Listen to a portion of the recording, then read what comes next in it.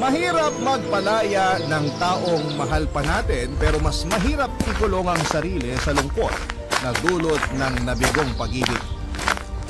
Hindi masamang magmahal ulit mga kapuso pero dapat pagalingin muna natin ang ating sarili. Ikaw ka barangga. May tao ka bang ni-let go?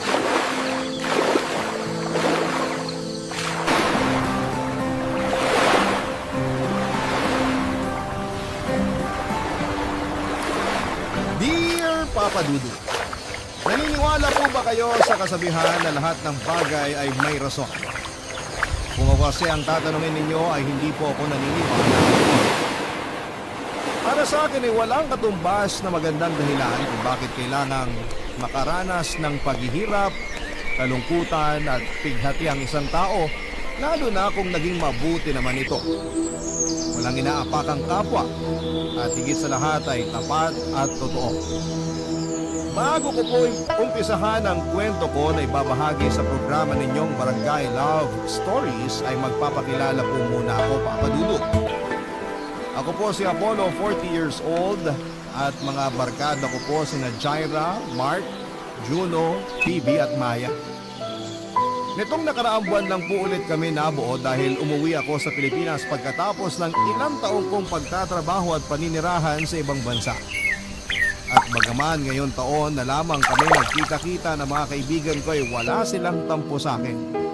Dahil naunawaan nila ang rason kung bakit mas pinili kong umalis. Papa Dudut, introvert po ako pero lumalabas ang angking kong kadaldalan at kabibuhan kapag kasama ko ang mga tropa ko. Komportable kasi ako sa kanila at higit sa lahat ay pinagkakatiwalaan ko po ang mga taong yon. Maliuna ko pong nakilala sina Jaira at Mark nang lumipat ako sa company na pinagtatrabahuhan nila. Tapos pinakilala ni Jaira sa amin ni Mark si Phoebe at Maya. Muling nakasali sa grupo namin si Juno at doon na nga nabuo ang pagkakaibigan naming anim. Solido po kami, Papa Dudut, bagaman meron din kaming kanya-kanyang pinagdaraanan sa buhay.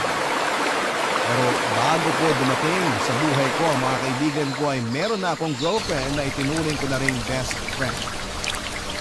Siya po si Diana.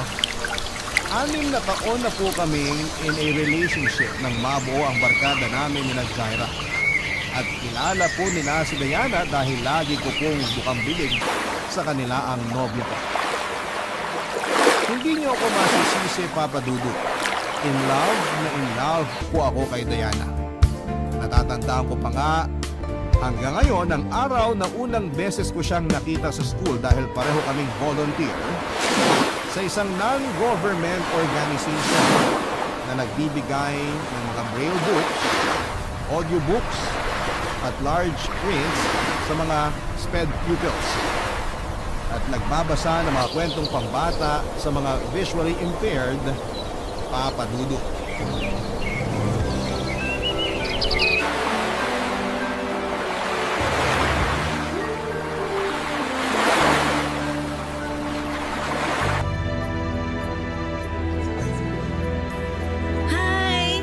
Apollo, di ba? Oo. Ikaw naman si Ate Diana? Yun kasi ang tawag sa'yo ng mga bata. Ay, sandali. Meron pa silang isang tawag sa'yo eh. Ate Ganda? Naku, conscious nga ako pag tinatawag nila ako ng ganun. Pero ang cute nila, no? Tinatawag nilang maganda at gwapo yung mga taong hindi dahil binabasa nila sa itsura. Since visually impaired sila, mas binabasa nila sa pakiramdam kung maganda o gwapo yung kausap nila. Nakakataba ng puso pag galing sa kanila yung mga papuri kasi alam mong totoo at espesyal. Pero totoo rin naman na maganda ka. Ay, pulero ka ah! Hindi ah. Kumain ka na ba? May tinapay at juice pa rito. Gusto mo? Ayos lang. Medyo busog pa naman ako. Mamaya na lang. Parang ngayon lang kita nakita. Naka-attend ka na ba sa mga ganitong event dati? Hindi pa. Mahihain kasi ako. Kundi lang ako in-invite ng chairman ng org na to. Hindi ako makakasama sa event nila. Masaya naman pala. Nag-enjoy ako. Ikaw, regular volunteer ka ba rito? Oo. Nagsimula ako ganda rin kasi ng advocacy nila kaya pinaglalaanan ko talaga ng panahon kapag may volunteer work sila para makasama ako. Marami na rin akong nakilala rito. Yung iba naging kaibigan ko na. I hope maging magkaibigan tayo. At sana makita kita sa next event. For sure, magkikita pa tayo ulit. Kasi natutuwa ako at nag-e-enjoy ako. Iba rin sa feeling kapag nagkakawang gawa ka. Uy, totoo yan. Sabi sa akin ng mama ko, hindi natin kailangan maging mayaman para makatulong sa iba. Yung presence natin at effort, sapat na para pasalamatan kanila. Tama naman, pero mas maganda pa rin kung mayaman tayo para marami tayong natutulungan. Gusto ko yung sinabi mo. In fairness sa'yo di halatang mahiyain ka. Naku, introvert talaga ako. Maniniwala ka ba kung sasabihin ko na introvert din ako? At pareho rin tayong mahiyain? Talaga? Pero ang galing-galing mong makihalubilo at makisama sa ibang tao. Paano mo nagagawa yun kung introvert ka rin? Pinapractice ko yung social skills ko. Basta i-expose mo lang yung sarili mo. Minsan ayos din na lumabas ka sa comfort zone mo para mag-grow ka. Yun kasi ang ginawa ko. Marami akong nakilala ng mga tao na masasabi kong nakatulong sa akin para matuto ng ibang bagay. At the same time, may natutunan din sila sa akin. Give and take, kumbaga. Sa bagay, ako kasi kaunti lang mga kaibigan ko. Karamihan sa kanila nakatira na sa malayong lugar. Kaya hindi na kami nakikita-kita. Madalas ako lang mag-isa. Hanggang sa nasanay na lang ako. Ayos yan, kasi ganyan din naman ako. Sanay ako mag-isa pero kaya ko rin pag may kasama. Hayaan mo, masasanay ka rin lalo kapag in-expose mo yung sarili mo. Sige, tatandaan ko ang sinabi mo. Para naman mag-grow din ako at matuto. At para ma-share ko rin ang mga nalalaman ko sa ibang tao, katulad ng ginagawa mo. Ang sarap lang sa pakiramdam pag natuturuan natin sila. Katulad ng activity natin kanina, tinuturuan natin yung mga bata na magbasa at makinig. Pero natutunan din natin sa kanila kung paano maging masaya sa mga simpleng bagay na meron sa buhay natin. Madalas nakakalimutan natin i-appreciate yung mga maliliit na bagay kasi busy tayo sa mas malalaking plano natin sa buhay. Wala namang masama doon, pero mas mabilis tayong mapapagod at mababurnout. Kaya pala lagi akong stressed lately. Kasi wala akong ibang inatupag kundi trabaho. Nakalimutan kong hindi lang pala doon umiikot ang mundo. Buti na lang talaga sumama ako sa volunteer work na to tapos nakilala pa kita. Medyo dumaan ang dibdib ko sa pag-uusap natin. Salamat ha. Bigla ka naman yatang nagseryoso. Pero salamat din nakakwentuhan kita. May bago na naman akong nakilala. O paano? Tara na? Baka magsisimula na yung second activity natin. Tapos na yata silang kumain. Sige, excited na ako sa susunod na kwentong babasahin natin. Ako kasi ang nakatoka na magbasa. Kinakabahan tuloy ako. Hoy, wag ka nga! Lakap-lakap mo yan! Good luck! Tara! Modernong Maria Clara, ganyan ko po i-describe si Diana Papadudut. Bagaman may pagkamahinhin ay wala pong arte sa katawan ng girlfriend ko. Mabait din siya sa mga bata, mapagmahal kahit sa mga ligaw na aso't pusa. Malambing din ang boses niya kaya hindi kataka-taka na kinagigiliwan siya ng marami. Bukod doon ay sweet din siya at ang bonding namin tuwing linggo ay pagsisimba. Opo, relihiyosa si Diana. At noong nagkakilala kami at nagkakwentuhan ay naglakas loob akong hingin ang number niya para pwede pa rin kaming mag-usap kahit na walang volunteer ang NGO na sinasalihan namin. Binigay naman po sa akin ni Diana ang number niya kaya tuwang-tuwa ako. Nagsimula kaming magpalitan ng text messages at masasabi kong dahilan kung bakit ako napupuyat sa gabi. Pero wala po akong pinagsisihan, Papa Dudu. Nagtatrabaho po bilang executive assistant sa isang pharmaceutical company si Diana, Papa Dudu. May mga oras na sinusundo ko siya sa pinagtatrabahuhan niya para yayain kumain sa labas o di kaya manood ng sine.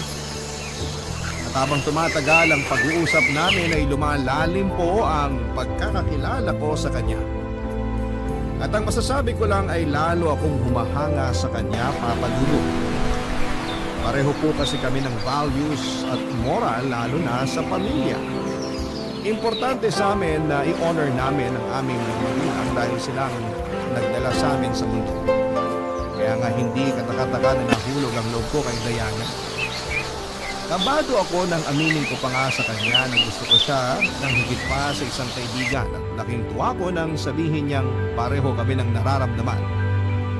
Sinabi ko po sa kanya na gusto ko siyang ligawan, bagay na sinang-ayunan naman po niya. At kahit na wala akong masyadong alam sa panliligaw, ginawa ko po ang best ko para makuha ang matamis niyang oo, Papa Dudu.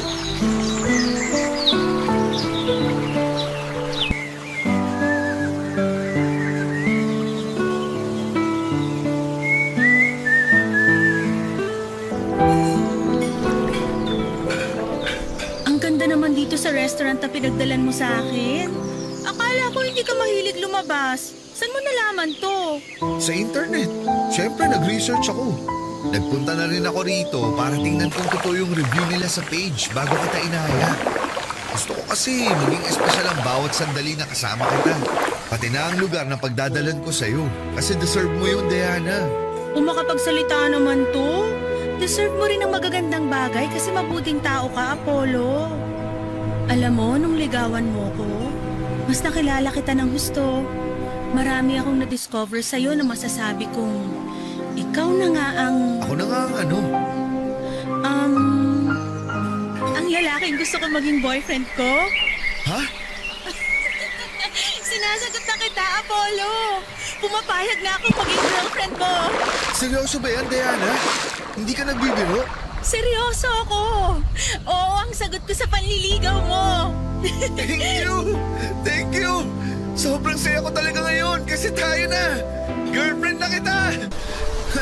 Pinapangako ko sa'yo, hindi ka nagkamali sa desisyon mo. Hindi man ako perpekto, pero gagawin ko ang lahat para alagaan at mahalin ka, Diana. Gusto kong ibigay sa'yo lahat ng magagandang bagay na pwede at kaya kong ibigay. Hindi rin naman ako perpekto, pero gagawin ko rin ang lahat para i-prioritize ang relasyon natin. Saka nakikita ko sa'yo na talagang nagsisikap ka. Ramdam ko rin na mahal mo ko kaya alam kong safe ang puso ko sa'yo. Katulad mo, masayang masaya rin ako. Sa katunayan, may gusto akong ibigay sa'yo. Ano yan? Bracelet. Eto, kunin mo. Para sa akin to? Oo, simbolo yan ang pagsagot ko sa'yo para maging boyfriend ko. Special ang bracelet na yan dahil ako ang gumawa niyan. Gusto ko kasi maging memorable ang importanteng araw na to kaya nagpatulong ako kay mama na gawin yan.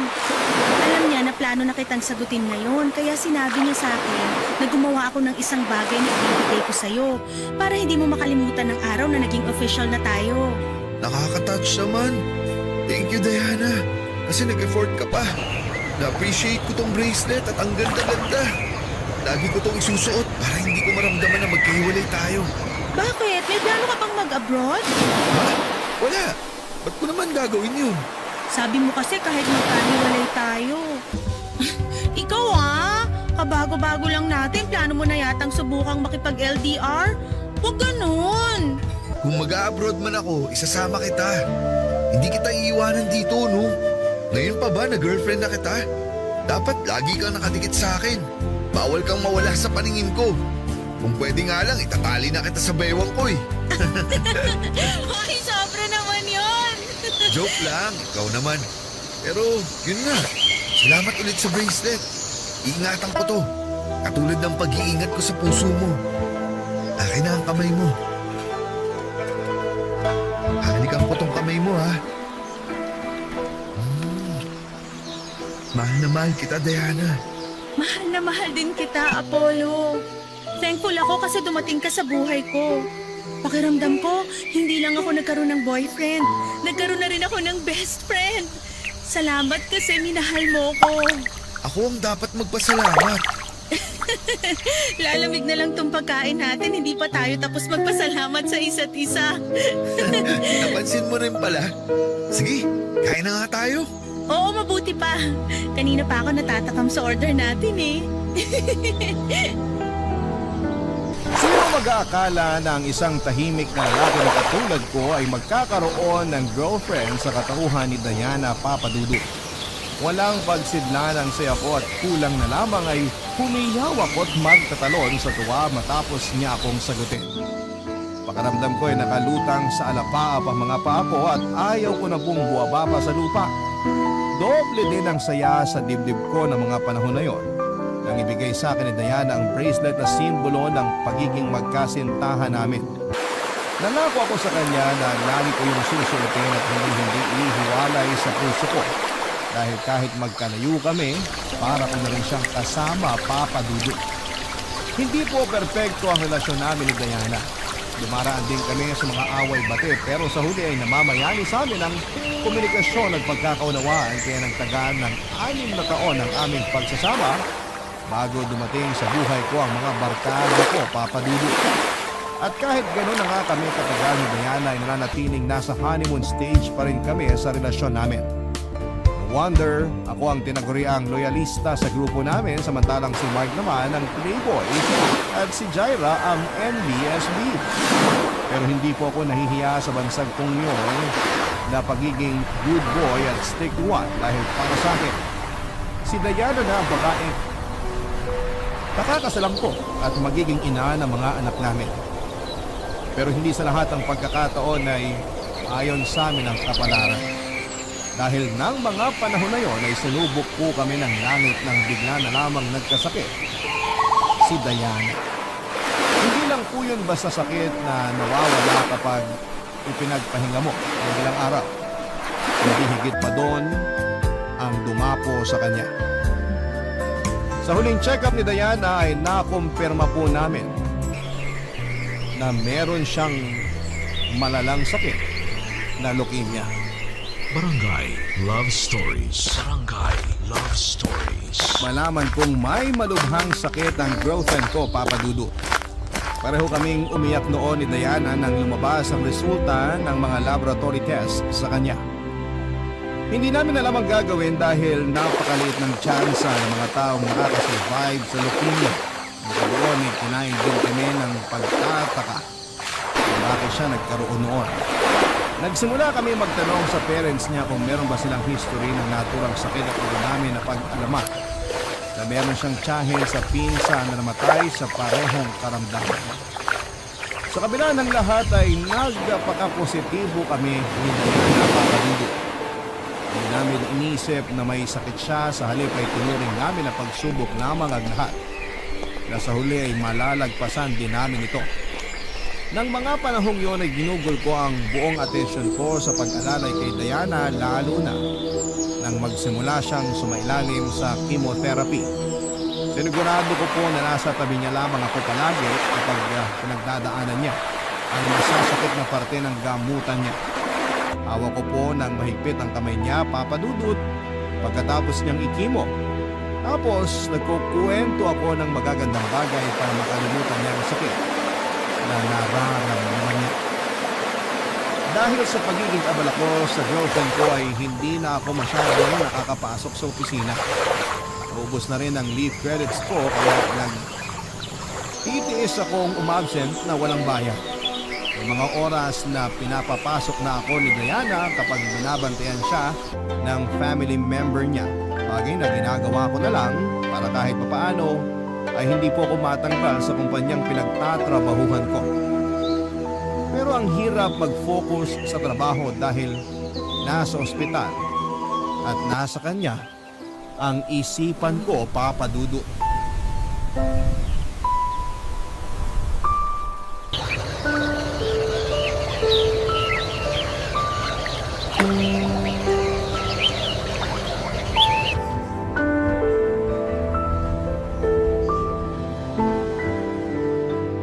Nakakainis. Bakit kailangan ko pang magkasakit ng ganito? Mamamatay na ba ako? Kasi kung oo, sana ngayon na para matapos na ang paghihirap ko. Hindi ka mamamatay, Diana. Gagaling ka. Kaya dapat sundin mo lang ang bilin sa'yo ng mga doktor mo. Ano ba bang bilin nila ang susundin ko kasi lahat ng sinabi nila ginawa ko na. Pero tingnan mo ako. Walang nagbabago sa katawan ko. Ang payat-payat ko na, Apollo. Nalagas na rin yung mga buhok ko. Ang dami ko pang sugat at pasa sa katawan. Niwala ng lakas ang mga tuhod ko para makatayo mag-isa. Lagi na lang ako nagpapatulong sa'yo kaya kina Mama at Papa. Wala na akong silbi. Kaya kami nandito ng mga magulang mo. Para tulungan at alalayan ka, Diana. Hindi ka walang silbi dahil kailangan mo kami. Kailangan mo kami dahil may sakit ka. Naiintindihan ko na nahihirapan ka. Pero sana huwag ka namang magsalita ng ganyan. Huwag kang susuko kasi lahat kami umaasa na magiging maayos ka. Na malalampasan mo lahat ng to. Ayoko nang umasa para mapigulan sa dulo, Apollo. Kaya huwag niyo nang lokohin ang mga sarili niyo. Nagagaling pa ako dahil imposible nang mangyari yun. Napakaliit ang chance na may makasurvive sa leukemia. Karamihan sa mga nagkakaroon ng ganitong sakit na mamamatay. At yun din ang mangyayari sa akin kaya ngayon pa lang. Hiwalayan mo na ako. Umalis ka na. Iwanan mo na ako. Ano bang sinasabi mo? Bakit mo ako pinagtatabuyan? Kasi wala ka ng dahilan para manatili sa tabi ko. Hindi na ako gagaling. Isaksak mo yan sa utak mo. Naghihintay na lang ako ng araw kung kailan ako mamamatay. Kaya hindi mo na dapat sayangin ang oras mo sa akin dahil hindi mangyayari ang inaasahan niyo na gagaling ako. Alam ko yun. Ngayon dahil katawan ko to, Apollo. Kahit na anong mangyari, hindi kita iiwan. Hindi ako aalis sa tabi mo. Palagi kitang sasamahan. Kahit maliit yung chance na sinasabi mo, gusto kong dalawa tayo ang lumaban sa sakit mo. Diana, please. Huwag ka namang ganyan, oh. Huwag mo ako ipagtabuyan na parang aso. Apollo, hindi ka ba nakikinig? Dahil mo sa mga sinabi ko, mahirap intindihin. Mamamatay na ako. Hindi na ako gagaling. Iwanan mo na ako para pag nangyari yun, hindi na masyadong masakit sa parte mo. Ituring mo na lang na patay na ako ngayon para mabilis kang makamove on. Kabaliwan ang gusto mong mangyari dahil kahit mawala ka, hindi pa rin kita makakalimutan. Saka, huwag mo ang pangunahan ng mga bagay. Huwag mo sabihin ang hindi dapat mangyari. Dahil naniniwala ko na hindi ka mababayaan ng Diyos. Kung hindi ka kayang pagalingin ng tao, walang imposible sa Kanya, Diana. Alam ko naman yun. Pero paano yung kalooban niya na kunin ako kaysa pagalingin? Paano kung ganun pala yung will niya para sa akin? Sige nga! Paano ko yun tatanggapin? Paano ko yun tatanggapin?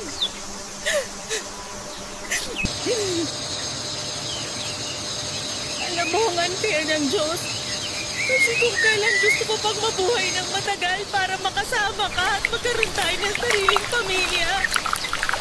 Saka naman hindi pwede. Simula nung malaman ko may leukemia ako, gabi-gabi kong kinakausap ang Diyos para matanong sa Kanya kung bakit kailangan niya akong bigyan ng ganitong klaseng pagsubok na alam kong sa huli, matatalo ako dahil una pa lang, wala na akong kalaban-laban. Galit ako sa Kanya! Kasi sa dinami-dami ng masasamang tao sa mundo, ako ba talaga? Ako! Ginagawa ko ang lahat na makakaya ko para maging mabuting tao! Tapos yung pala magkakasakit lang ako at maagang mamamatay? Nakakit ako kung gustong gawin kasama ka at mapawi ako, pero lahat yun hindi ko na magagawa dahil sa pesteng leukemia na to! Sana kung nagkaroon ako nito, nung bata ba ako, para kung mamamatay ako, ayos lang! Hindi ko dahil kasi wala pa naman akong pangarap doon kumpara ngayon!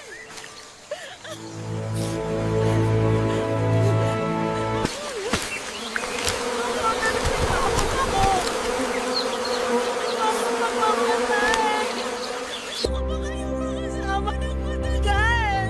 Hindi ka mamamatay. Magiging ayos din ang lahat, Diana. Kailangan ko magwala na kagalit ka.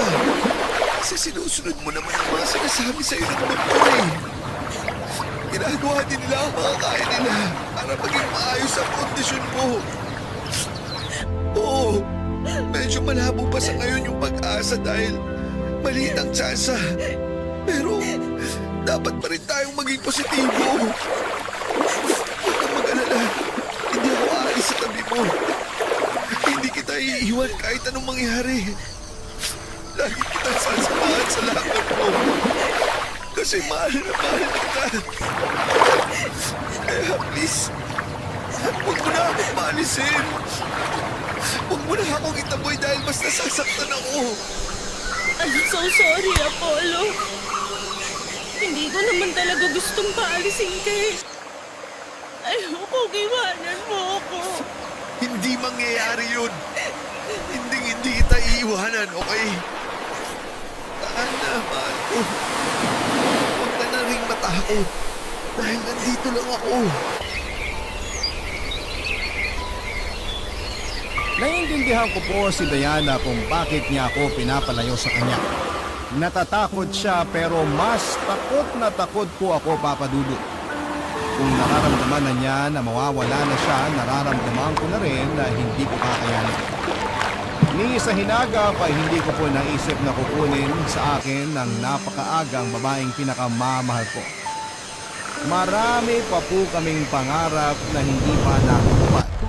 Isa na po doon ay ang pakasalan siya at bumuo ng pamilya ng magkasama. Kaya nga kahit anong pagtataboy na ginagawa niya sa akin ng panahong yon ay nanindigan po ako na manatili sa kanyang tabi at nangako ako na kasama niya akong lalaban.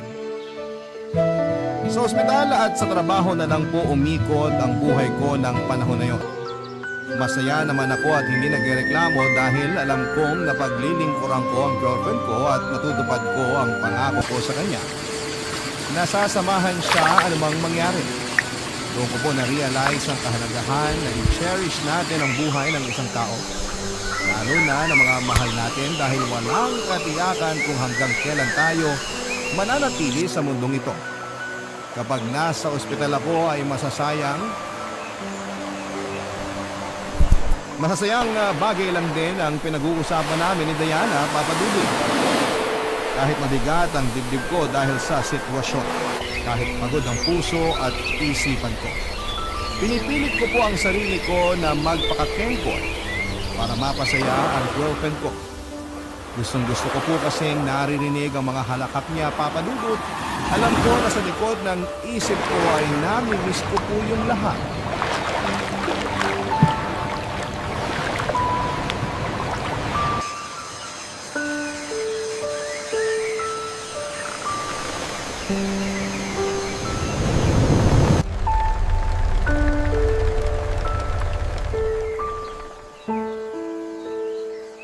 Apollo? Ang kailangan ka ba? Nauulang ka ba? O nagugutom? Sorry, nakatulog pala ako. Ayos lang ako. Hindi ako nauuhaw at busog ako. Ayos lang din na nakatulog ka kasi puyat na puyat ka sa pagbabantay sa akin. Obligasyon ko na bantayan mo. Walang kaso sa akin yun. Masaya ako dahil nasa tabi mo ako. Masaya rin ako kasi nasa tabi kita. Ang swerte-swerte ko dahil ikaw ang naging boyfriend ko. Salamat, Apollo. Maraming salamat. Walang anuman. Ang talaga. Kumusta? Hindi ka ba makatulog? Medyo. Kanina pa naglalayag sa kung saan ang isip ko eh. Baka naman malulungkot na bagay ang iniisip mo, ha? Hindi ka talaga makakatulog niyan. Hindi malulungkot ang iniisip ko. Puro masasaya. Gusto mo ba i-share ko sa'yo? Oo naman. Sige. Kwentuhan mo ko. Iniisip ko na kapag gumaling ako, magpapakasal na tayo. Kahit ako na ang mag-propose kung wala ka pang balak. Anong isasagot mo kung sakali? Tinatanong pa ba yun? Siyempre, oo. Mabuti naman. Tapos, ano nang susunod na nangyayari?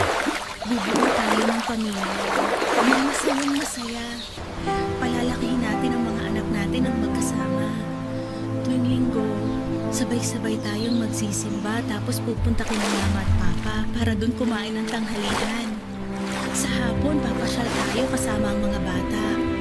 Tapos bago tayo umuwi sa bahay, papanoorin natin ang paglubog ng araw na magkahawak kamay. Lahat yun naiisip ko na. Nakakatuwa, di ba? Oo, nakakatuwa nga. Gustong gusto ko na talagang gawin ang mga bagay na sinabi mo, Diana. Hindi na ako makapaghintay na maging asawa mo. Pangako, paglabas mo rito, magpapakasal tayo. Pangako yan ah. Kasi tatandaan ko yan, Apollo. Itaga mo sa bato. Kaya dapat magpagaling ka. Dapat magpalakas ka. Kumain ka ng mabuti. Tulog ng maayos. At sundin lang natin ang mga bili ng doktor mo. Ayos ba yun? Oo naman, pero... Kung sakaling hindi na ako gumaling at hindi na natin matupad lahat ng mga sinabi ko, sana wag mo akong kakalimutan ha. Diana naman, ano bang sinasabi mo? Gusto ko lang magbilin hanggat kaya ko pa. Hanggat meron pa akong lakas na magsalita kasi ayokong umalis nang hindi nasasabi sa iyong mga to. Kaya hayaan mo na muna akong magsalita, Apollo. Ay, Mahal na mahal kita. Alam ng Diyos na ikaw ang lalaking gusto kong maging kasama. Pero kung hindi na mangyayari yun, hiniling mo pa rin maging masaya. paano ako magiging masaya kung wala ka na? Parang ang hirap naman ang pinapagawa mo sa akin. Alam ko, pero hindi mo pwede rin sa akin ang sarili mo, lalo na kapag wala na ako rito sa mundo. Dahil unfair yun sa'yo. Marami ka pang bagay na pwedeng maranasan. Huwag mong hayaan ang sarili mo na malungkot at magluksa habang buhay. Hindi yun ang gusto ko, Apollo. Gusto ko na piliin mo maging masaya. Kung kailangan mong magmahal ng iba, gawin mo. Sa kanya mo to pa rin ang pinangako mo sa aking pamilya. Kapag nag-promise ka na gagawin mo yun, ayos na ako. Panatag na ako. Oo, Diana. Ayoko umalis ka. Ayoko iwanan mo ako. Hindi ko kaya. Please naman, oh. Lumaban ka. Lumaban ka para sa akin. Para sa pamilya mo. At sa pamilyang bubuhay natin. Gustuhin ko man, pagod na ako. Hindi na kaya ng katawan ko. Pakiramdam ko sinusuko na ng katawan ko lahat ng gamot na pinuturok sa akin. Sobrang bigat na lang talukap ng mga mata ko, Apollo. Gusto na lang matulog. At huwag lang gumising kung makakaramdam lang din ako ng ganitong klaseng sakit. Sana naiintindihan mo ako. Palayain mo na ako. Hayaan mo na akong mauna, mahal ko. Si Diana na po ang babaeng gusto kong pakasalan, Papa Dudut. Noong unang beses pa lamang na nagkita kami, sigurado na ang puso ko na tinadhana siya para sa akin. At alam kong tama ang desisyon ko na ligawan ko siya at naging ganap kaming magkasintahan. Sa paglipas ng panahon ay napatunayan namin na sigurado na kami sa isa't isa. Pero bakit kung kailan handa na kaming humakbang tungo sa panibagong pahina ng buhay namin ay bigla namang kaming bibigyan ng pagsubok na kulang na lang ay lumpuhin kami, Papa Dudu. Walang gabi simula nang malaman kong may cancer sa dugo si Diana na hindi po ako nagdasal sa Panginoon at nagmamakaawa sa Kanya na iligtas niya ang kaisa-isang babaeng mahal ko. Gustong gusto ko pong tumanda na kasama si Diana. Gustong gusto ko po siyang makasamang bumuo ng aming pamilya. Marami pa po kaming masasayang pagkakataon na pagkadaanan bilang mag-asawa, kaya malaking dagok po talaga ang pagkakasakit niya. Papa Dudut, umasa po kaming pareho na diringgin ng langit ang pakiusap namin kahit sa pinaka-imposibleng sandali. Nagagaling din sa Diana at malalagpasan niya ang kanyang sakit.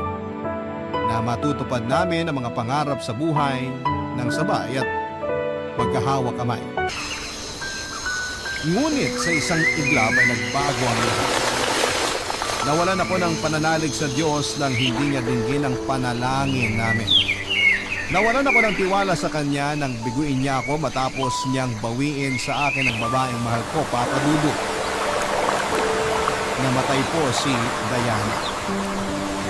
Hindi na kinaya ng katawan niya ang lumulubha niyang sakit, kaya naman iniwan na niya ako. Nang araw na mawala siya sa akin ay hindi po ako makaiyak.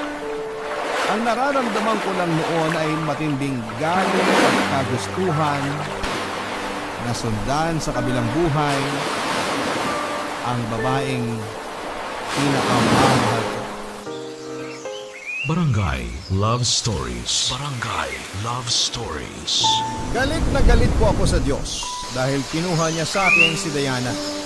Ilang beses ko siyang tinanong kung bakit kailangan niya kaming paghiwalayin ng maaga sa buhay na ito samantalang wala namang kaming ginagawang masama.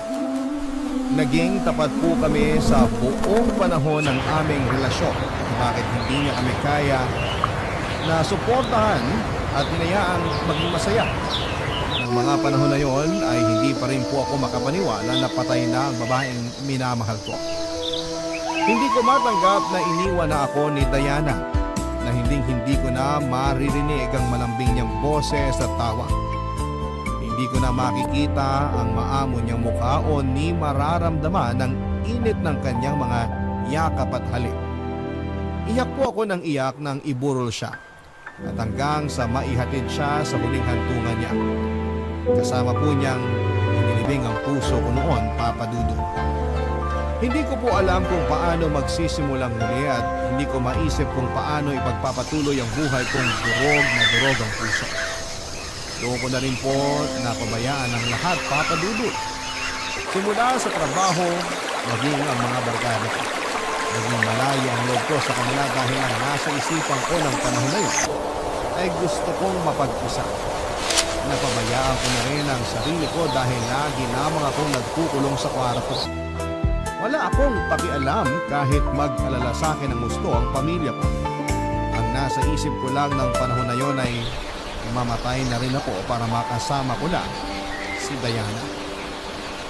Sa gitna ng pagluluksa ko ay isang kaibigan ang bumisita sa akin, Papa Dudu. At yon ay walang iba kung hindi si Juno.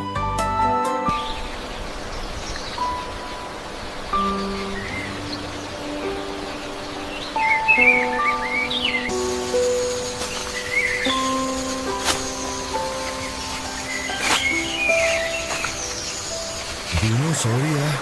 Hindi ko masyadong nasasagot ang mga text mo ng barkada sa akin. Ano ka ba? Hindi ko masyadong mag-alala doon. Naiintindihan namin ang pinagdadaanan mo. Sa totoo lang, alalang-alala kami sa'yo. Kaya pinapunta nila ako rito para kumustahin ka.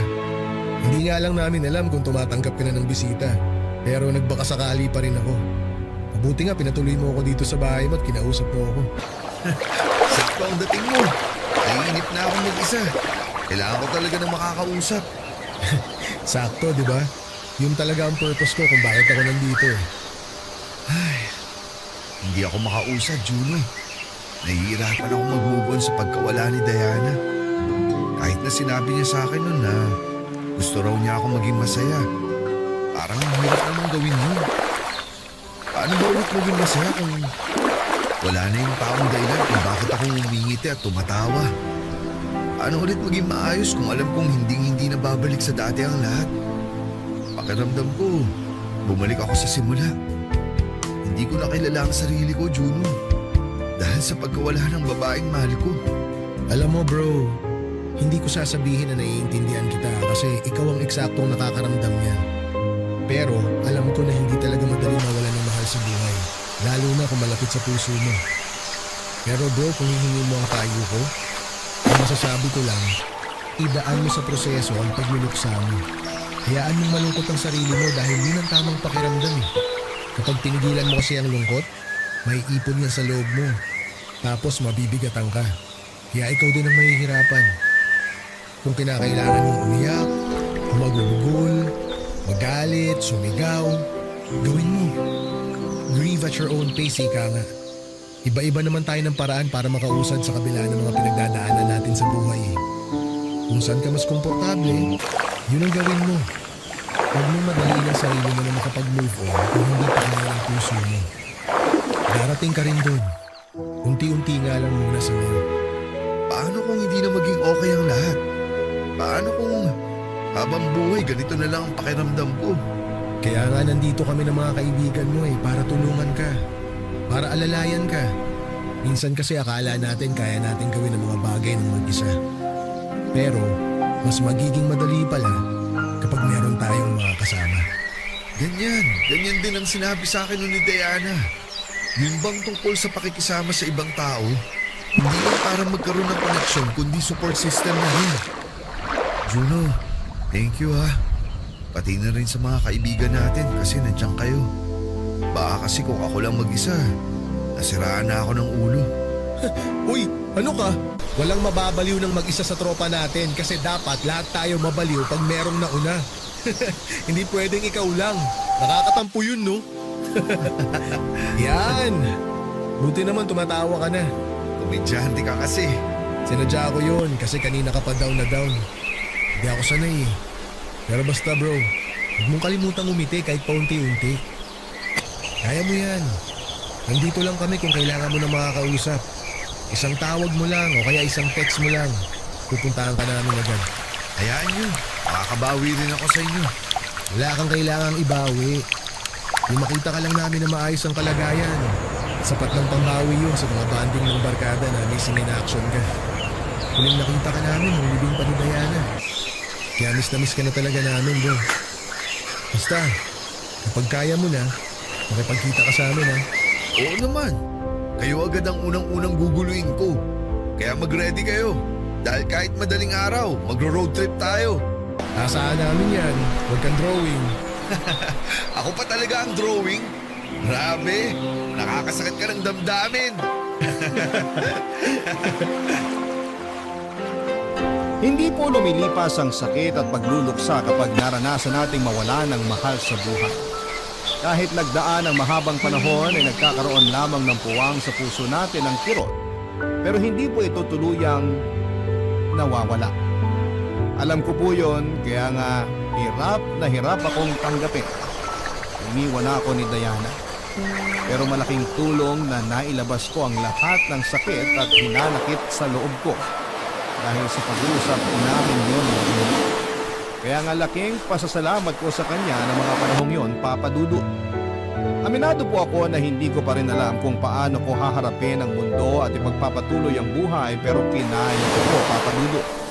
Pagkalipas ng 2 linggong pagluluksa, nagbalik trabaho na ako pagkat hindi pa buong-buo ang sarili ko. Pero ginamit ko po ang trabaho ko para mas maging abala at hindi ko lalong maisip ang pinagdaraanan ko. Effective naman, pero kapag gabi kung kailan mag-isa na lamang ako at tahimik na ang mundo ay binubulabog po ako ng masasayang ala-ala namin ni Diana. Hindi ako pinapatulog ng matinding kalungkutan at para bang patalim na paulit-ulit akong sinasaksak ng katotohanan na hindi ko na siya makakasama sa buhay na ito. Hindi po ako mapasaya ng kahit na anong okasyon ng mga panahong yon, Papa Dudu. Hindi niyo ako masisisi sapagkat sariwa pa rin sa akin ang lahat ng mga nangyari. Mabuti na lamang dahil kahit papaano ay nandiyan ang mga kaibigan ko. Malaki ang naitulong nila sa akin para maliban ako habang nag-move on. Hanggang sa sumapit nga ang Valentine's Day ng February 2018 kung saan ay nagkita-kita kami at nagkaroon ng pakulo si Juno tungkol sa isang time capsule.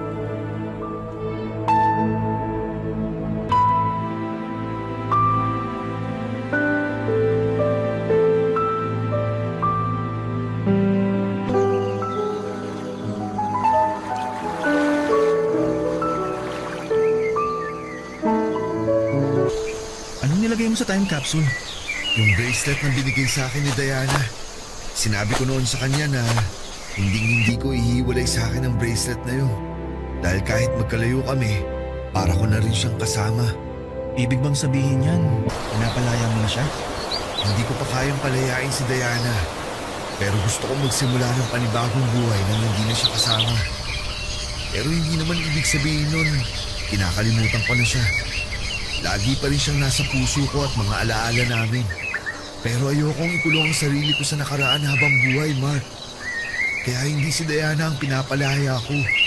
Pinapalaya ko ang sarili ko. Gusto kong palayain ang sarili ko sa lungkot para naman maging masaya na ako. Ang tapang mo, Apollo. Hanga ako sa'yo kasi pinipilit mo lumaban at magpatuloy sa kabila ng mga nangyari. Alam ko mahirap yan pero hindi ko alam kung gaano kahirap sa parte mo. Hindi mo nagugustuhin malaman pa kung gaano kahirap ang pinagdaanan ko, bro. Kaya ang payo ko sa'yo, huwag ka nang malito. Kung si Megan talaga ang tinitibok ng puso mo, mahalin mo siya ng gusto. Araw-araw mong iparamdam kay Megan na mahalaga siya, na deserve niya ang magagandang bagay sa mundo. Gawin mo yun habang magkasama pa kayo. Oo, gagawin ko yun. Salamat sa mga sinabi mo. Sana ikaw din. Kung sakaling dumating yung araw na magmamahal ka ulit. Sa akin mo pa talaga sinabi yan, kilala mo ako kapag nagmahal, di ba? Oo nga pala. Ikaw at si Phoebe ang loyalista sa barkada. Sabi niyo nga. Pero alam mo, mukhang matagal pa bago ako magmahal ulit. Kasi kahit sinabi ni Diana na ayos lang na ma-inlove ako ulit sa ibang babae, hindi ko pa kaya. Hindi ko pa siya kayang i-let go. Di mo naman kailangan madaliin yon. Bigyan mo lang ng time ang sarili mo na i-process ang nangyari. Baka hindi mo nga mamalayan, okay ka na. Naka-let go ka na. Yan din ang sinabi sa akin ni Juno. Na kapag hinayaan kong makaramdam ng tamang emosyon ng sarili ko, mas magiging madali ang paghilom. Talaga? Sinabi niya yun? Alam mo, ang talino talaga niyang si Juno. Tahimik lang yan pero ang daming alam tapos ang lalim pa ng mga salita. Siya rin kasi nagpayo sa akin nung nasa ospital ako. Kaya thankful ako dahil kaibigan natin siya. Ako rin bro, sa totoo lang. Thankful kasi nakilala natin siya. Ikaw, kumusta naman ang puso mo ngayong Valentine's Day? Eto, nalilito.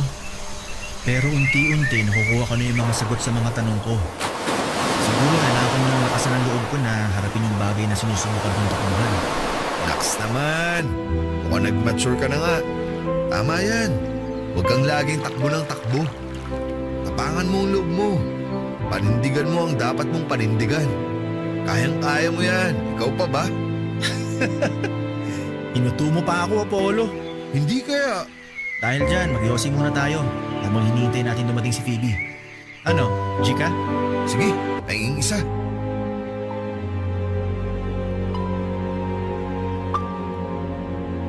Kapag nawala sa atin ang taong mahal natin ay kailangan natin silang palayain.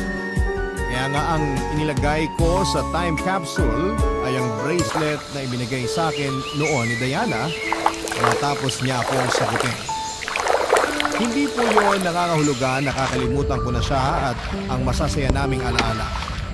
Pero yun ang unang hakbang para matanggap ko sa puso ko na imposible na kaming magkatuluyan sa buhay na ito. Ayoko pong ikulong ang sarili ko sa bagay na habang buhay kong ikakalungkot, bagaman hindi ako naniniwala na may magandang rason ng kapalaran kung bakit niya ako pinahihirapan.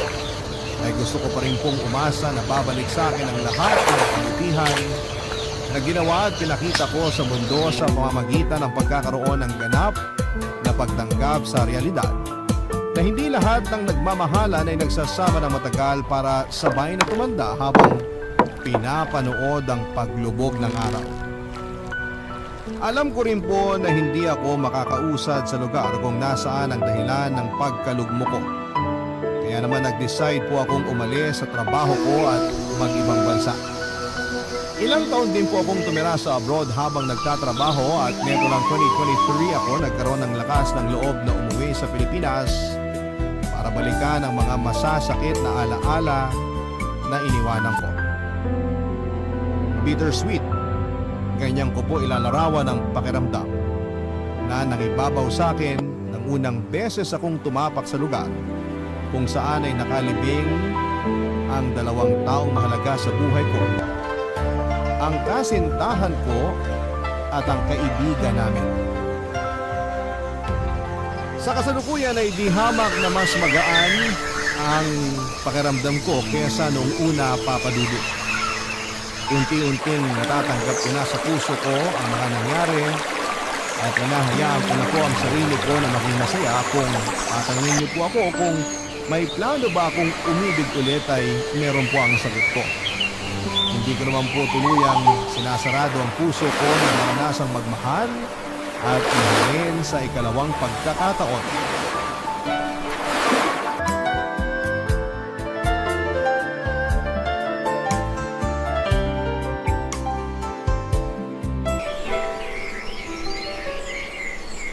Ang buhay ay mahiwaga, laging may lungkot at saya. Sa Papa Dudut Stories, laging may karamay ka.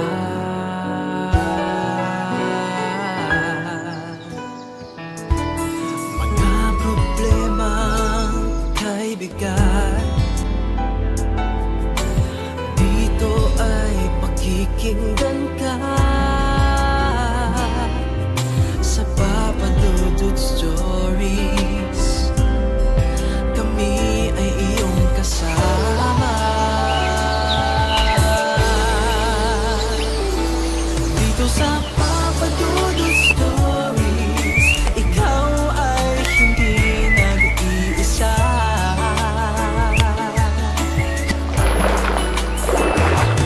Dito sa Papa Dudut Stories, may nagmamahal sa'yo. Papa Dudut Stories, Papa Dudut Stories, Papa Dudut Stories. Libre lang ang mangarap.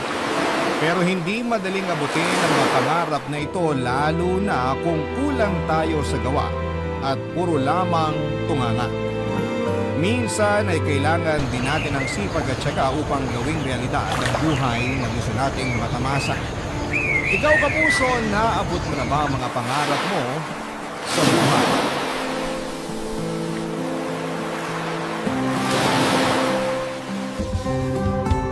Dear Papa Dudut, isang mapagpalang araw sa inyo, Papa Dudut. Tawagin niyo na lamang po ako sa pangalang Jason. Nakatira ako sa Valenzuela, Tubong Negros Occidental at 35 anyos na po sa ngayon. Katulad ng maraming Pilipino ay isa rin po ako sa mga araw-araw na nananalangin sa Diyos. Sana balang araw ay makaahon din kami mula sa kahirapan. Maraming pagsubok na po ang dumaan sa buhay ko at ang lahat ng ito ay kailangan akong lampasan para lamang sa kagustuhang makaangat sa buhay.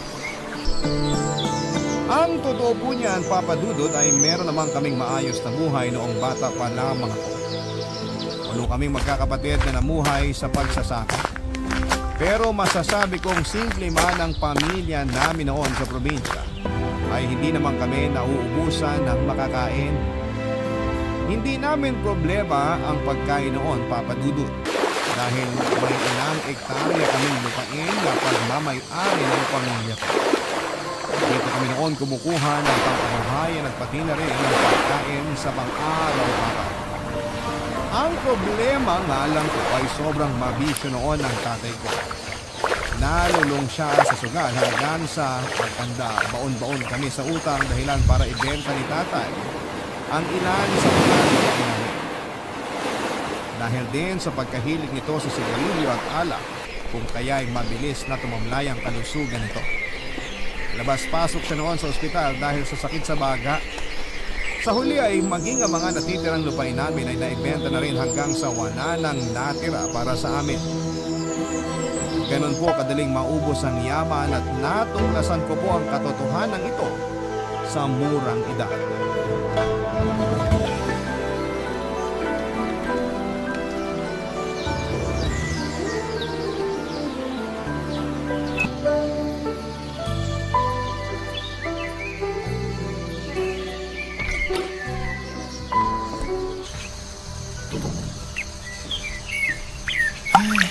Grabe ang init.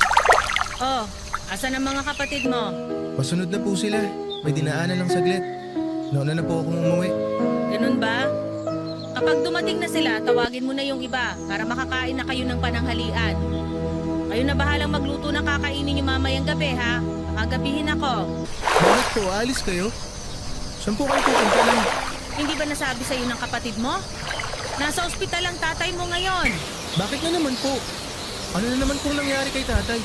Lumala yung sakit niya sa baga. Hirap huminga. Ayun, naka-oxygen ngayon sa ospital. Paano ba naman po kasi? Pagkalabas niya ng ospital, Yossi agad ang una niyang hinahanap. Hindi na po siya natuto. Ano pa bang magagawa natin? Addict na yung taong yun sa sigarilyo.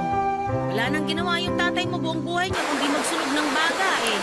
Bakit po kasi hindi niyo pinagsasabihan? Ano kung pinagsasabihan niyang tatay mo? Nakikinig ba? Kamatayan na, hindi siya mapigilan. Sigarilyo pa rin ang hanap eh. Ako pa kaya? Yung mga taong ganun katigas ang ulo, hindi mo na mababago. Anong gusto niyo, Nay? Hayaan na lang natin siyang mamatay? Kung yun ang gusto niya, bahala na siya. Ay, sawa na ako. Sawa na ako mag-alaga ng tao. Matanda na ako lahat, nag-aalaga pa rin ako ng tao hanggang ngayon. Pagod na ako. Saan na naman po tayo kukuha ng pambayad sa ospital niyan? Huwag niyo pong sabihin pati yung natitirang lupa natin, ibebenta niyo na rin. Wala na tayong ari-arian, Jason. Lahat nabenta na, matagal na. Hindi na natin pag-aari yung lupang sinasakan yung magkakapatid. Ano? Paano po nangyari yun? Sa dami ng utang ng tatay mo, sa dami ng gastos natin sa ospital, sa dami ng magkakapatid, kulang na kulang pa yung mga lupain ng tatay mo para mabayaran lahat ng perang kailangan natin bayaran. Malapit nang sumabot yung ulo ko sa kakaisip kung saan ako pupulot ng pera ngayon. Nay, ano na pong gagawin natin ngayon? Wala! Mag-aabang lang tayo ng milagro. Baka sakaling may mahulog na salapi dyan mula sa langit. Ay! Nga pala, pag-usapaho ang tatay niyo, kaya kayo na muna inaasahan namin magtrabaho para sa pamilya natin. Po? Hindi po ako pwedeng tumigil. Magtatapos na po ako sa high school eh. Hindi ko kayo kayang pag-aralin ng sabay-sabay. Sapat lang ang kinikita ko sa trabaho para sa pang-araw-araw natin. Saan ako kukuha ng pampaaral sa inyo, Aber? Problemado na nga ako sa gastos ng tatay niyo sa ospital eh. Kahit yan na lang ang maitulong niyo sa amin. Nay, kung nakapagtapos po ako ng college, makakatulong po ako sa inyo. Kailan yan? Pagkatapos ng 4-5 taon? Baka patay na kami niyan dahil wala na tayong makain. Hihinto ka lang naman eh. Pwede mo pa rin namang ipagpatuloy ang mag-aaral kapag nakaluwag-luwag na tayo. Hindi po ako papayag. Gagawa po ako ng paraan, makatungtong lang ako ng college. Ikaw bahala. Basta wag kang aasa sa amin ng tatay mo dahil hirap na talaga kami. Tandaan mo, may mga bata ka pang kapatid. Pagkain ang pangunahing kailangan natin ngayon, hindi ang pag-aaral. Maghahanap po ako ng trabaho. Ako po magpapaaral sa sarili ko. Desisyon mo yan. Sige na, aalis na ako. Layo-layo pa ang lalakarin ko. Nasaan yung payong na ginamit nyo? Pahiram ako. Mainit sa daan, baka mamaya ako pa ang ma-heat stroke. Dagdagan pa gastos natin. Nasa labas po. Makainin mo mga kapatid mo, ha? Sige na, alis na ako. Opo, sige po. Papadudot pabalik-balik na noon si tatay sa ospital. Ito ang dahilan kung bakit mas nalubog pa kami noon sa utang. Pero kahit na ganoon ay hindi ako nagpatinag at pilit kong ipinagpatuloy ang pag-aaral ko. Nasasayangan po kasi ako sa pinag-aralan ko kapag bigla akong titigil sa eskwela. Hindi naman po sa pagmamayabang pero nakapagtapos po ako bilang valedictorian noong elementary ako at mataas din ang marka noong high school. Para mapag-aral ang sarili ay nagtrabaho po ako sa tubuhan. Ang 50 pesos na baon ko ay pinagkakasya ko po para sa isang linggong pagkain. Dagdag pasakit pa noon na nasa malayong lugar ang paaralan namin at kinakailangan kong tumira sa isang boarding house. Mabuti na lamang at may nahanap akong boarding house na mura kung saan ay 5 kaming nagkakasya sa iisang kwarto. Para naman po sa mga gastusin ko sa eskwela ay nagbebenta po ako noon ng iba't ibang uri ng pagkain sa classroom. Mabuti na lamang kahit papaano ay supportive naman ng teachers at classmates ko noon. Maliban po dito papadudot ay nagtatrabaho rin ako tuwing Sabado at Linggo. Sulit kong umuwi sa amin kahit na maglakad pa ako sa ilalim ng tirik na araw para lamang makapagtrabaho sa sakahan.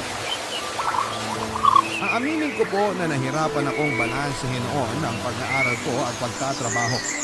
Kaya ang kinalabasan nito ay apektado ang mga grado ko.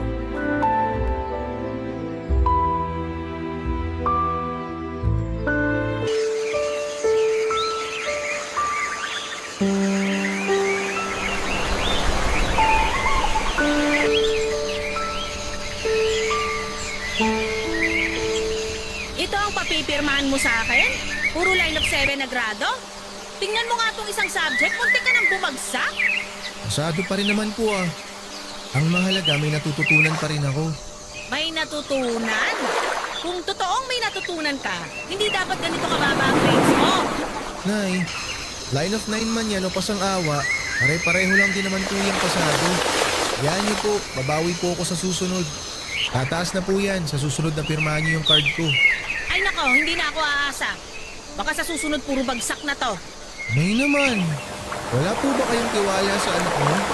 Hindi ko alam. Baka naman kasi porke ikaw ang nagpapaaral sa sarili mo, ginagawa mo na kung ano-anong gusto mong gawin doon. Baka mamaya sa halip na mag-aaral, pagbubulak-bul na ang inaatupag mo. Bulakbol. Hindi na nga po ako nakakapaglaro ng basketball kasama mga kaklase ko eh.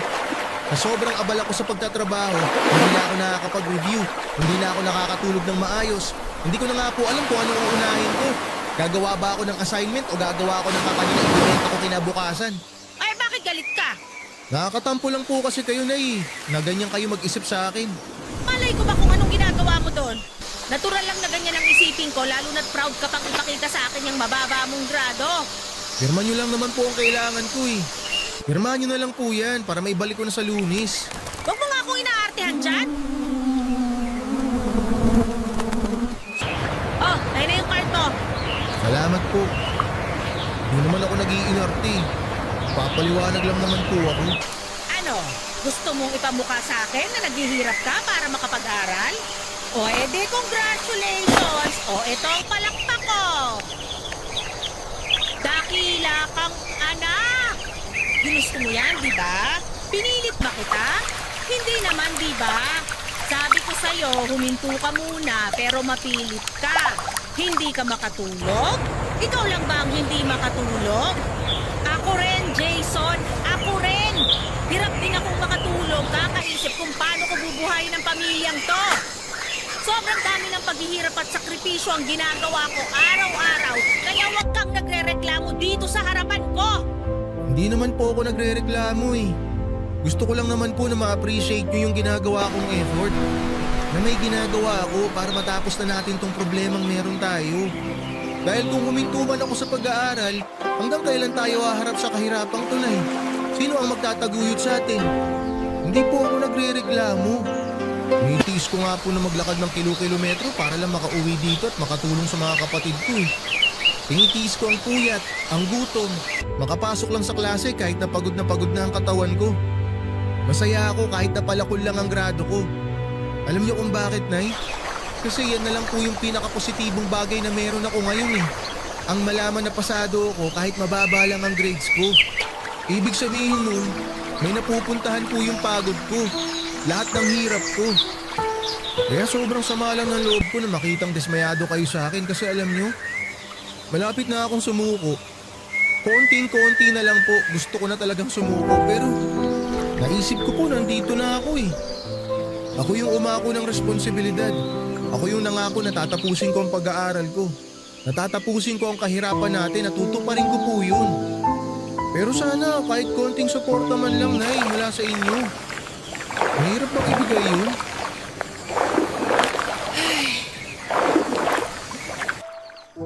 Hindi naman ako dismayado eh. Nagtaka lang ako kasi alam ko matalino kang bata. Alam ko na may ibubuga ka. Siguro nga medyo masakit yung mga salitang nabitawan ko kanina pero dala na lang din siguro yon ng magulong utak ko. Sobrang dami na ng pinapasan kong problema, hindi na ako makapag-isip ng maayos. Pero Gusto kong malaman mo na malaki ang pasasalamat ko sa iyo, anak. Dahil kahit papano, may pangarap ka para sa pamilya natin. Ikaw ang dahilan. Kayo ng mga kapatid mo. Kayo ang dahilan kung bakit hanggang ngayon patuloy akong kumakapit. Kaya sana wag ka ring sumuko. Maraming salamat po, Nay. Malaking bagay po to para sa akin. Tapusin mo ang pag-aaral mo. Abutin mo ang pangarap mo. Para sa sarili mo, para sa amin. Halika nga rito. Payakap nga. Ang anak ko. Nangayayat ka na. Kumain ka ng madami habang nandito ka sa bahay. May bago akong pitas na talbos ng kamote dyan. Talaga po? Oo, dagdagan natin ng kamatis para mas masarap. Papa Dudut, hirap man ay nagsumika po akong makapagtapos ng high school, Papa Dudut.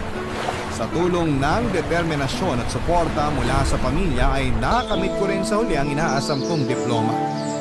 Muntik na nga po akong hindi makagraduate dahil late ako nakapagbayad ng mga miscellaneous and graduation fee.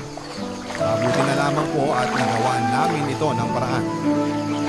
Gustuhin ko man pong ipagpatuloy ang pag-aaral ko hanggang kolehiyo pero hindi na po talaga namin ito kinaya.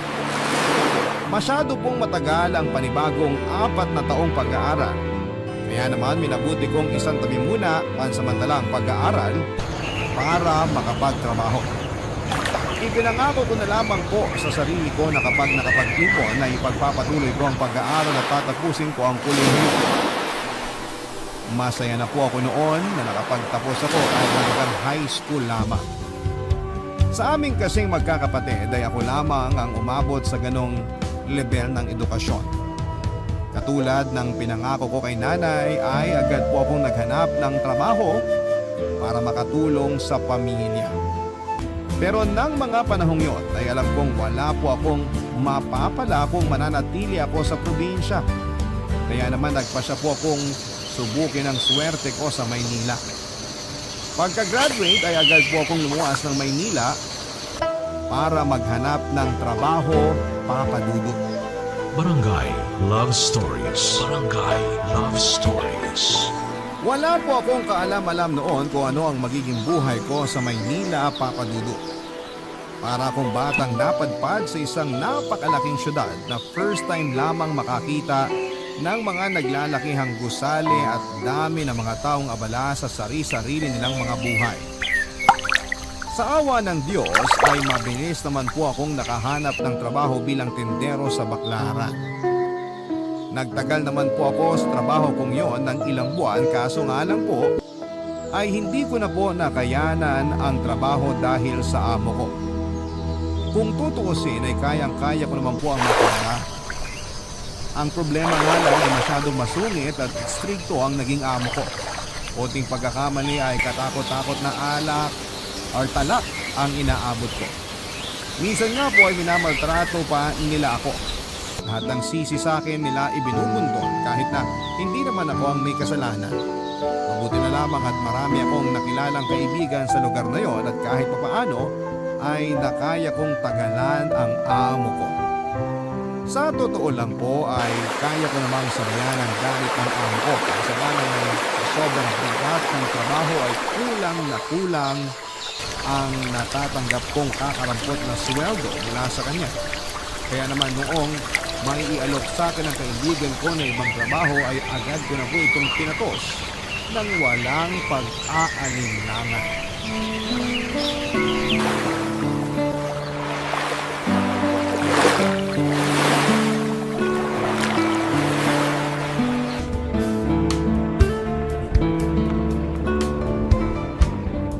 Uy! Batado nga dyan! Yossi, gusto mo? Hindi ako nag-iossi. Kasi yan sa mga dahilan kung bakit naghirap ang pamilya namin. Talaga? Paano naman nangyari yun? Dahil sa Yossi na yan, nasira ang baga ng tatay ko. Nabas-pasok siya sa ospital hanggang sa nagkanda utang-utang kami.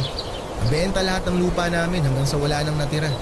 Natigil yung mga kapatid ko sa pag-aaral. Ayun, alubog kami sa kahirapan. Sakot naman pala ng buhay mo. Pwede nang ibenta sa mga pakailanman. Talaga, pwede ba? Si Raulo, joke lang yun. Akala ko pa naman, totoo. Ganda pa naman sana ng story ng buhay ko. Mahirap ka pa rin naman eh. Saka na lang kapag gumanda na ang buhay mo para inspiring at may mapupulot na aral. Paano gaganda ang buhay natin sa pagtitinda lang? Kala ko pa naman nandito na sa Maynila ang sagot sa kahirapan namin. Pareho lang din pala ang buhay dito mula sa pinanggalingan ko eh. Gusto mo bang sumama sa akin? Mag-a-apply ako ng trabaho eh. Talaga may alam ka mapapasukan? Saan? Naghahanap ng trabador yung factory na pinagtatrabaho ng pinsan ko. Kaso sa Valenzuela yun. Maganda ba sahod dun? Kumpara sa sinasahod mo ngayon, syempre naman. Tumatanggap pa sila kahit high school lang ang tinapos? Hindi ko lang sigurado eh. Pero oo. Subukan mo rin mag-apply.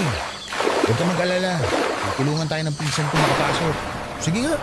Baka maiwan ko na yung amo ko madamit na kuripot pa. Ewan ko ba kasi sa'yo kung bakit. Kasi ako malilipatang trabaho eh. Akala ko noon, okay na kahit high school graduate ka lang.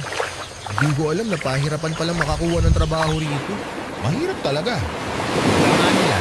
Survival of the fittest ang buhay dito. Kung mahina ang loob mo, tatapakan ka lang ng ibang tao tulad nating nangangarap ding takasan ng kahirapan.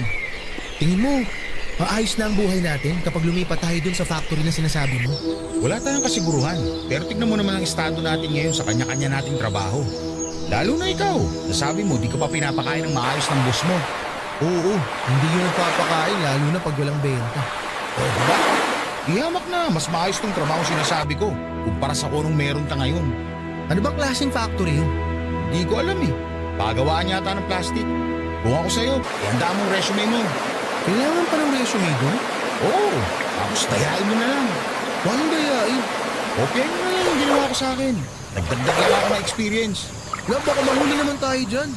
Hindi na nila malalaman yan. Ang mahalaga, makita nila may experience tayo. Pero kung sa bagay, may backer naman tayo. Sure ako may papasok tayo ng pinsan ko. Kasi matagal na yung nagtatrabaho sa factory na yun eh. Sige, sabihan mo ako kung kailan ka mag-a-apply. Sasabay ako. Tapos kapag nakuha tayo, harap na lang tayo ng matutuluyan sa Valenzuela. Okay, magandang plano yan. Baka ito na ang hinihintay natin na mag-aahon sa atin sa hirap. Sana nga. Hindi na ako noon nagdadalawang isip pa, Papa Dudut, tuwing may opportunity na dumarating sa akin. Wala naman akong karapatang mamili ng trabaho dahil ako ang nangangailangan.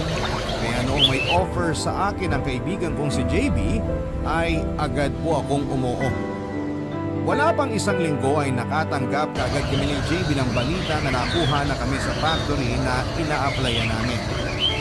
Hindi ko alam kung dahil ba ito sa pinsan ni JB o baka dahil kailangan lang talaga nila ng trabahador kung kaya kami nakuha kaagad. Bastang mahalaga ay may bago na akong trabaho. Unang araw ko pa lamang sa trabaho ay agad na akong nagpa-impress sa boss namin.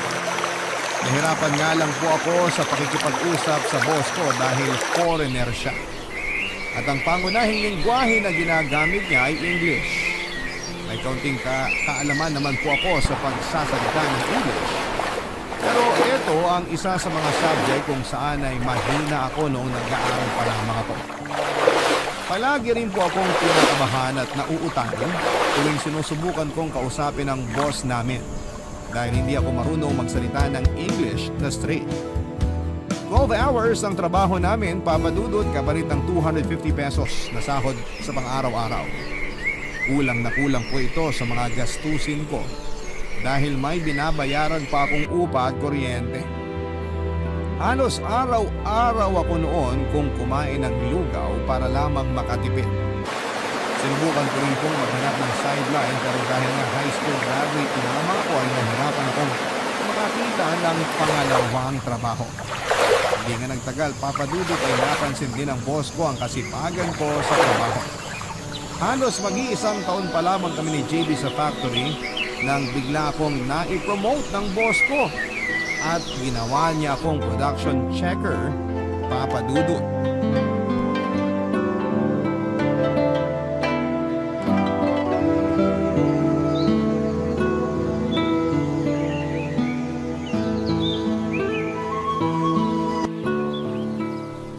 Congrats naman sa bagong promote. Salamat. Painom ka naman dyan. Total, day off natin bukas. Ikaw, ang hilig mo talaga sa bisyo. Higilan mo na yung pag-inom at paninigarilyo. Bukod sa nakakasama na sa kalusugan, gastos lang yan. Ayaw mo naman libre. Hindi talaga ako manlilibre. Marami pa akong kailangan bayaran eh. Tsaka kailangan ko rin magpadala ng pera sa probinsya. Marami akong kapatid na sinusuportahan. Bait mo naman palang kapatid. Kailangan kong bumawi sa kanila eh. Sa aming magkakapatid, ako lang ang tumuloy sa pag-aaral. Lahat sila tumigil kaya ako lang ngayon ang inaasahan nilang lahat. Hindi ba nakaka-pressure yan? Yung sa'yo nakaasa ang lahat tapos hindi naman sapat yung sinasahod mo? Wala namang mangyayari kung magpapadala ako sa pressure eh. Wala naman tayong choice kundi magpatuloy pa rin. Tumatakbo ang oras kaya kailangan din natin sumabay kahit na maliit lang ang kinikita. Ikaw ba? May sinusuportahan ka rin ba sa inyo? Meron, yung anak ko. May anak ka na pala? Oo, anak sa pagkabinata. Sino nag-aalaga sa kanya ngayon? Lola niya. Tagal na nga ako hindi nakakauwi sa amin. 5 taon na rin. Matagal na ha? Wala ka bang planong bumisita ron? Mahal ang pamasahe. Imbis na gumasos pa uwi, papadala ko na lang. Tapos may video call naman. Mas tipid yun. Kung sa bagay. Mabalik tayo sa promotion mo. Napapansin mo ba na parang paborito ka ng boss natin? Talaga ba? Parang hindi naman. Asus, nagmaang-maangan pa to. Eh sa'yo nga binigay yung nakabakanting posisyon eh.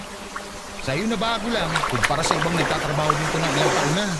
Eh, baka nakita lang ni boss na sa aking bagay yung posisyon na nabakante. Yun lang yun. Hindi eh. Tingin ko favorite ka nun. Paanong favorite eh, hindi nga kami nag-uusap. Tuwing dumarating siya sa site, lagi akong umiiwas eh. Bakit ka naman umiiwas? English kasi pre. Spoken in England. Hindi lang normal na nosebleed yung nangyayari sa akin eh. Bumubulwak palabas yung dugo ko galing sa ilong kapag nakikipag-usap ako sa kanya. Kala ko ba valedictorian ka nung elementary ka? Oo nga, valedictorian ako nun. Ibang usapan naman nung elementary, ibang usapan yung ngayon. Bakit ikaw? Kaya mo bang magsalita ng English ng diretso? Oo naman, ako pa. Weh, paano nangyari yun eh? Pareho lang naman tayo hindi nakatungtong ng college. Alam mo, ganito lang itsura ko pero mahilig ako magbasa. Mahilig ako manood ng mga pelikula na Hollywood. Doon ako natuto magsalita ng English. Hindi mo kailangan mag-college para matuto magsalita. Pwede mo naman turuan ang sarili mo eh. Totoo ba? Oo! Kung gusto, may paraan. Kung ayaw, maraming dahilan, sabi nga nila. Kung gusto mo makausap na maayos ang boss natin, turuan mo sarili mo magsalita ng English. Madali lang naman eh. May libro ka ba dyan? Mayroon naman ako. Gusto ko rin matuto. Bumili ka ng dictionary, mura lang yun. O di kaya magbasa ka ng dyaryo, ng magazine. Check mo sa opisina ni boss. Araw-araw may dyaryo doon. Ganun lang ba talaga kadali yun? Oo, maniwala ka sa akin. Magbasa ka lang ng magbasa hanggang sa masanay ka. Ay, kung bakit kasi hindi marunong magtagalog yung boss natin. Boss natin yun eh. Ikaw ang mag-a-adjust. Papa Dudut, nainganyo ako sa mga sinabi ni JB.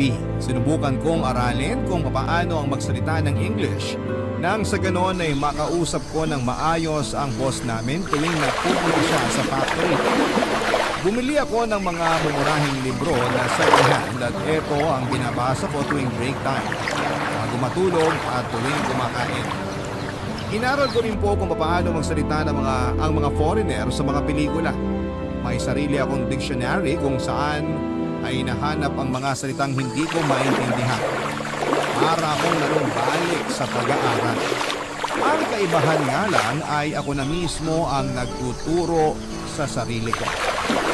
Sa pagtagal ng mga taon ay unti-unti po akong natutong magsalita ng English. Mas lalo tuloy na na-impress sa akin ang boss ko dahil sa determination na matuto. Dahil dito ay mas lalo tuloy akong ginanahan sa trabaho ko. Mas pinagbuti ko ang trabaho ko, Papa Dudut. At ito na ang nakita sa akin ng boss ko. Kaya nang mag-resign ng supervisor namin dahil sa katandaan ay ako ang ipinalit ng boss namin sa iniwan itong pwesto. Sobrang laki po ng pasasalamat ko sa boss ko, Papa Dudut. Dahil pinapahalagahan ito ang kasipagang ipinapakita ko. Abot langit ang pasasalamat ko sa kanya dahil sa mga sunod-sunod na opportunity na ibinibigay niya sa akin. Pero ang hindi ko po iba na pala ang tingin ng mga katrabaho ko sa akin. Hindi pala lahat ay masaya sa success na natatanggap ko sa buhay ko, Papa Dudut. Barangay Love Stories. Barangay Love Stories. Papadudot, para bang bitter sa akin ang ilan sa mga katrabaho ko at naiintindihan ko naman sila dahil di hamak na mas matagal na ang inilagi nila sa trabaho kumpara sa akin. Pero tingin ko naman po ay deserve ko rin ang mga promotion na natatanggap ko dahil alam ko sa sarili ko na masipag akong empleyado. Yun nga lang ay pilit na nagbubulag-bulagan ang mga kasama ko. Hindi nila nakikita ang mga ginagawa ko, sa halip ay ginagawa nila ako ng mali siya. Kesyo, sikip daw ako sa boss namin, ikang tao, at di hamak daw na mas deserve ng iba ang pwesto ko sa ngayon. Hindi nila matanggap na ang isang hamak na high school graduate lang ay supervisor na nila ngayon. Lalo na't karamihan sa mga kasama ko sa trabaho ay nakapagtapos pa ng kolehiyo. Sa kabila ng paninirang ginagawa nila sa akin, papadudot, ay hindi po ako nagpatina. Hindi ko na naman sila pinansin at sa halip ay mas pinagbuti ko ang trabaho ko. Ipinakita ko sa kanila na para sa akin talaga ang pwestong ibinigay sa akin. Ako na noon ang kumukuha ng mga aplikante sa factory, papadudot. Doon ako bumawi. Wala akong pakialam noon kung college graduate man o walang tinapos ang nag-a-apply. Ang mahalaga ay marunong sila at masipag sa trabaho. Nakikita ko kasi ang sarili ko sa ilan sa mga aplikante na hirap makahanap ng trabaho sa kadahilan ng hindi sila nakapagtapos. At ayokong ipagkait sa kanila ang opportunity na naranasan ko noong ako ang nangangailangan.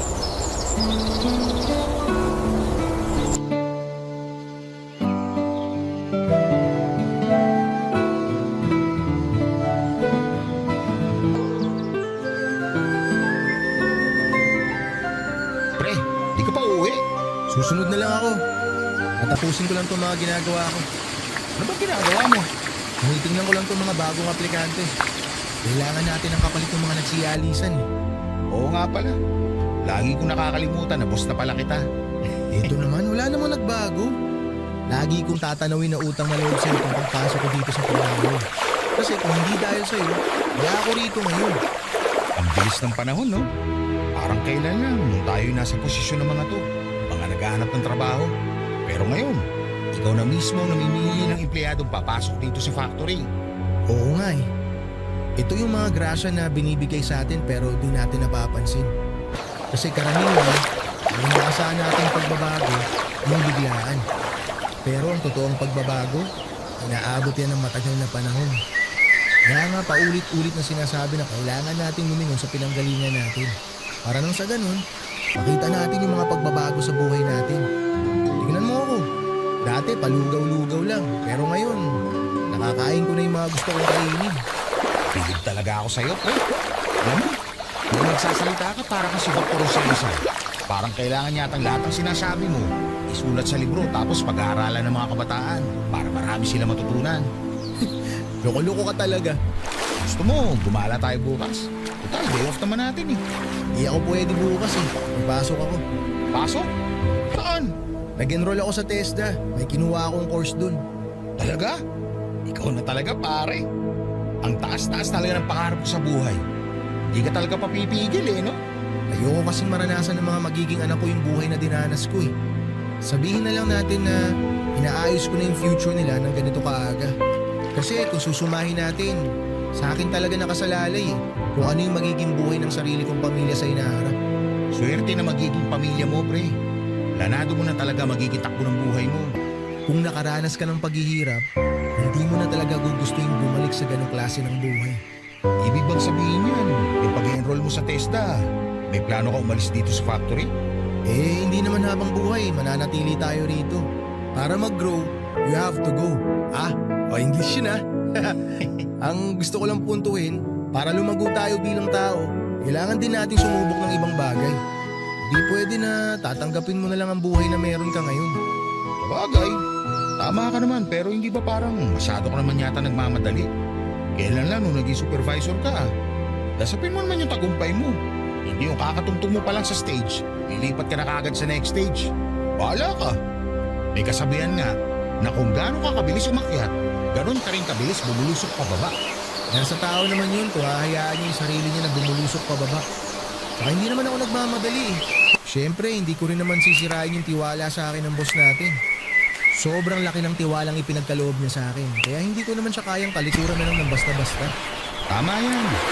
Dapat one step at a time lang. Pero ikaw ba? Totoo, pinag-uusapan na natin ang future. Yung love life mo.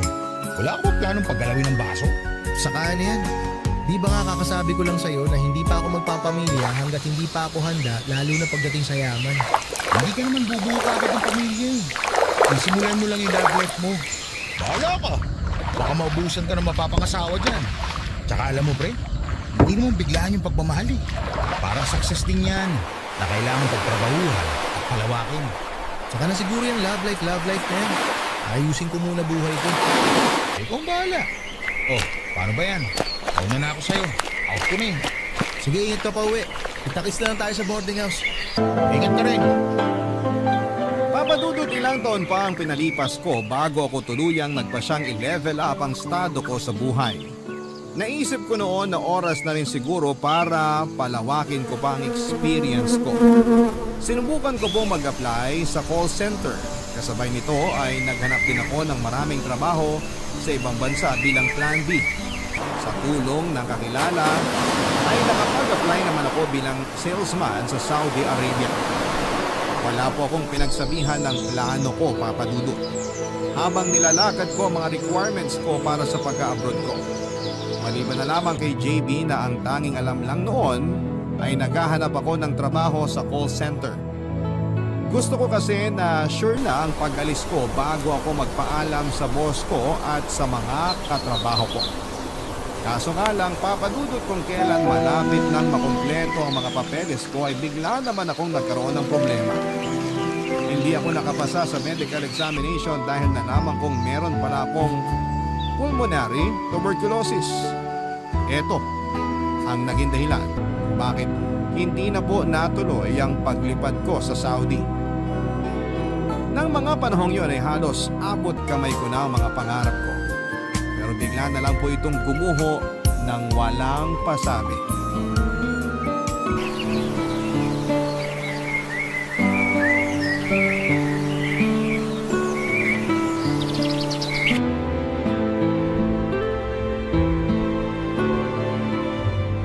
Oh, anong meron? Bakit parang bagsak naman ang mukha mo dyan? May nangyari ba? Wala. Pagod lang ako sa trabaho. Wala. Hindi ganyan ang itsura ng pagod. Yung mukha mo ngayon, parang pinagsakluban ng langit at lupa. Malalim lang ang iniisip ko ngayon. Gaano ba kalalim? Baka sakali may maitulong ako. Hindi kasi ako nakapasa sa medical ko, pre. Para sa call center? Bakit daw? May sakit ka ba? Medical para sa pagpunta ko sana sa Saudi. Ha? Mag-a-abroad ka? Eh ba't di mo sinasabi sa akin? Sasabihin ko naman sa'yo kapag nakumpleto ko na yung requirements ko. Kaso nga, bagsak ako sa medical. Alam ba to ni boss?